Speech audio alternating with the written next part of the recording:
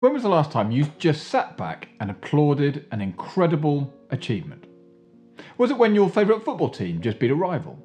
As a Grimsby Town fan, this was us against Wrexham. Check out Netflix. Or was it when a family member or friend passed a really tough exam? Or was it when you watched a movie which happened to be a true story? Actually, check out 13 Lives on Amazon. If you haven't already, it's properly epic. I'm sure we've all got examples we can go to, but none, in my opinion, compared to that of Queen Elizabeth II, who sadly passed away on the 8th of September at the age of 96. By the end of this video, you will learn the 7 leadership lessons from Queen Elizabeth's reign of a truly staggering 70-year period. Now, as a teenager, instead of fleeing the country during the war and taking safety in Canada, she and her family stayed behind and actually risked execution at the hands of the Germans should the nation have ever fell. She volunteered to help with the war effort. She put on a pair of overalls and she became a car mechanic.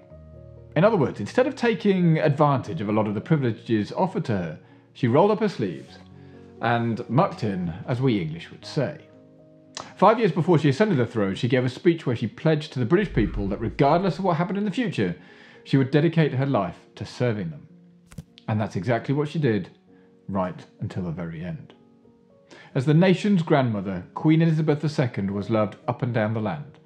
Since assuming the role at the tender age of 21, Her Majesty ruled the UK and the Commonwealth with such grace. For more than 70 years, her life was dedicated to service. So for the 7 decades of her reign, she worked almost every day, going up and down the country, doing the unglamorous job of monarchy, so attending endless openings of local supermarkets, community swimming pools, libraries, that sort of thing. This was not a life of personal gain or enrichment. This was a life of duty. So for someone who reigned longer than a quarter of the life of the United States, reigned over 15 UK Prime Ministers, from Winston Churchill to Boris Johnson and now Liz Truss, and gave one of the greatest speeches of the 21st century during the COVID pandemic, what can we learn from her?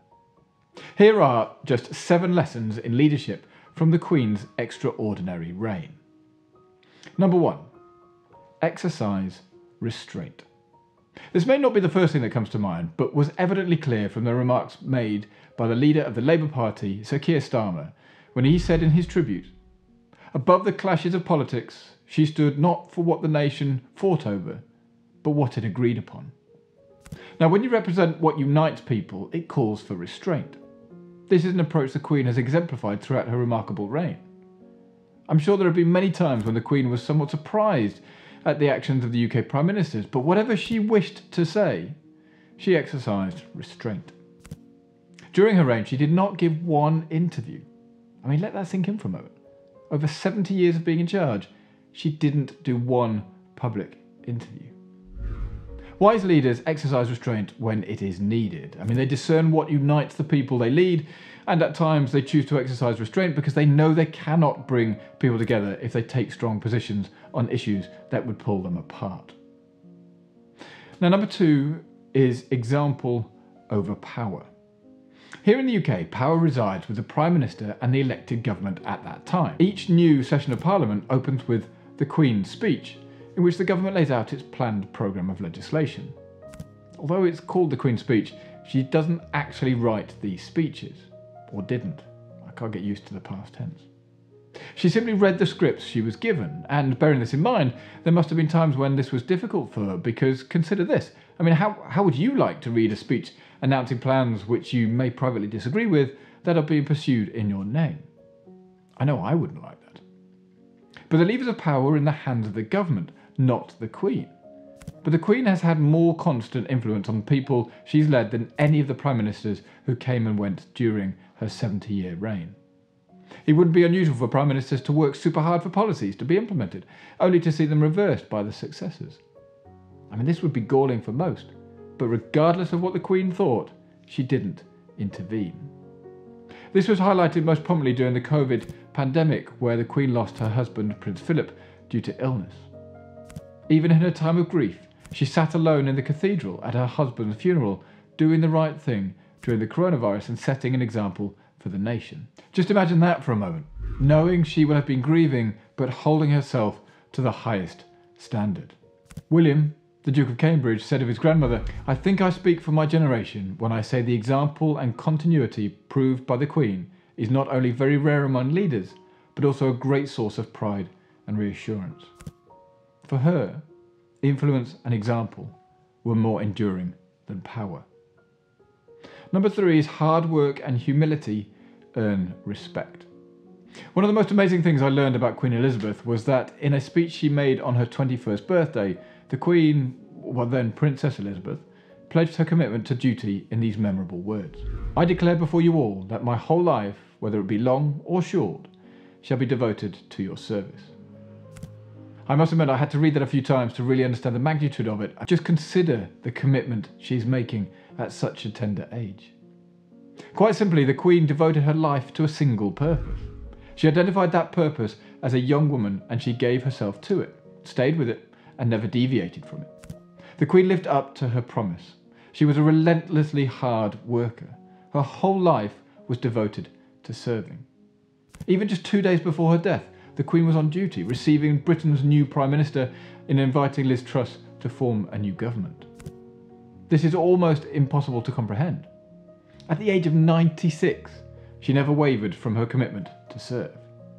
That said, it's also no secret that she also managed to balance her responsibilities with her hobbies. She always valued the benefits of finding time to do the things she enjoys, like spending time with her corgis or visiting the horses and even eating sandwiches with raspberry jam. Being able to balance work and play, even if privately, allows you to be truly happy and ultimately soothe your mind and soul. This is why it is an incredibly important lesson for busy leaders that yes, hard work, humility will earn respect, but you need to find time for the activities you enjoy doing to give you balance. Now, number 4 is about affection deepens over time. As I mentioned at the beginning, the Queen was the longest serving monarch in British history. During the span of 7 decades, there's been enormous and relentless change. Over her long reign, the Queen has lived through major events and cultural milestones, and has had to learn to adapt and move with the times. This ability to embrace change has been apparent from the very beginning of her reign when she agreed to have her coronation broadcast live on television. She has continued to adapt with the technological landscape, sending her first email in 1976 and publishing her first Instagram post in 2019. The Queen has set many firsts during her career, changing the shape of the monarchy and setting a precedent for all future British royals. "Change is a constant," said the Queen. "Managing it has become an expanding discipline. The way we embrace it defines our future." But one thing that has never wavered during all this change was the Queen's presence. She gave the UK and the Commonwealth a sense of stability, always knowing what to say and at the right time. In the unchanging values she represented, she gave the people a sense of stability in an increasingly uncertain world. Serving in one position for 70 years is a remarkable and almost impossible achievement by any standard. Few will ever have the opportunity to emulate what the Queen has done, but the lesson of her longevity speaks to all who lead, and loyalty cannot be demanded, but they can be won. The Queen won the hearts of her people through her own love and loyalty demonstrated over many years, and over time, the Queen's people returned the love and loyalty she gave. The Queen won a special place in the hearts of the people she served because they saw her restraint, hard work, and loving care. Number 5 is about remaining curious. Being such a public position, the Queen's role gives her the opportunity to interact with everyone from world leaders to members of the general public. On these occasions, regardless of their status, she was known to be very curious about people, more often than not asking insightful questions and listening attentively to what is being said. Did you know she didn't possess a passport, though? This didn't stop her from being a very well-travelled head of state, apparently visiting 116 countries over her 70-year reign. The more you learn about Queen Elizabeth II, the more it becomes evident that her curiosity coupled with her extensive travel is likely to have informed her huge growth as a leader and the type of leader she wanted to be. Number 6 is create a strong inner circle. Being the Queen and being the CEO of an organisation share many common things. One of them is that although it looks like it's a one-person job, in reality it requires a huge team effort. The Queen had a solid inner circle of advisors that she collaborated with, listening to their opinions and suggestions before making a decision. She's also been very good at delegating tasks and sharing responsibilities with other members of the royal family. A great leader understands the importance of having an excellent team that you collaborate, work with, and most importantly, make the most of their different areas of expertise, experiences, and points of view. Now, number 7 is authentically sincere. To end with, I'm going to say I believe this is one of her most important lessons. Although I sadly never got the opportunity to meet the Queen, I'm going to say that she was always authentic. Even though the public saw her serious side, she is known to have a great sense of humour. This has become reinforced in the numerous tributes being told over the last few days since her passing. If you can, look up 2 of my favourites. Firstly, the story by Theresa May, the ex-UK Prime Minister, about the cheese at the picnic. And secondly, the story about taking a photograph in Scotland. These are perfect examples of the Queen's humour and more mischievous side. The more we learn, the more we understand she didn't take herself too seriously. Anybody remember the London 2012 Olympics opening ceremony sequence? If not, check it out. And more recently, she even had an audience with Paddington Bear. There is one thing that she never did, and that was misrepresent herself. She cared deeply about her land and her people and did whatever she could for their benefit, within the considerable limitations of constitutional monarchy. Now, in wrapping up, it seems only right that Her Majesty the Queen should have the final say on the subject of her leadership. Here's what she said about leadership during her speech at the United Nations General Assembly in 2010.